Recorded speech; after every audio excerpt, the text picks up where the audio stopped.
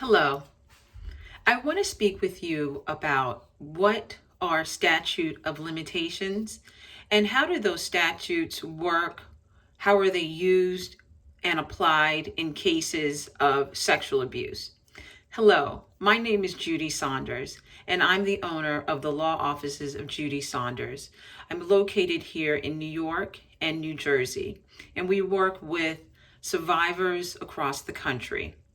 So, if you are thinking of filing a claim, and especially in cases that are involving childhood trauma, we know based on science, based on data, based on studies, that the disclosure or outcry of childhood trauma many times does not happen, or the disclosure unfolds slowly over time, and that in the end, the outcry for survivors can take several months, years, and well into that survivor's adulthood.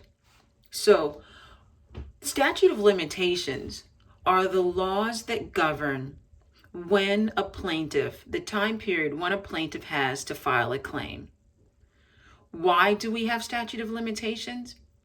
Well, statute of limitations were enacted originally as a way to motivate plaintiffs to file a claim, to aid in preserving evidence, and also, when you think about it, so that you were looking at and hoping that witnesses would not forget things and faulty memories. You were wanting to avoid that.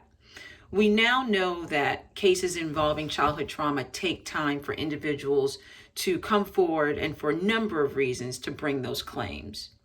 So when we look at recently updated and newly drafted statute of limitation laws, we are seeing the current trend is that survivors are being given more time to file claims and to hold perpetrators accountable.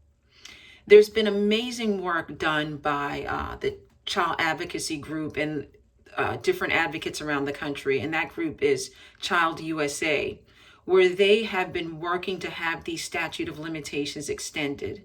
So, for example, if you are a survivor and your instance of abuse happened in New York or New Jersey, the statute of limitation that you now have to bring that claim, you now have until you are 55 years old.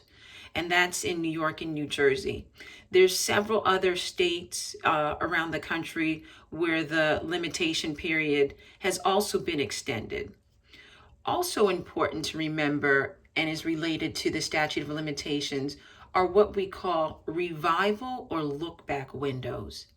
This is a time period that regardless of when the abuse happened, you're now allowed to bring that claim during this look back window, so to speak.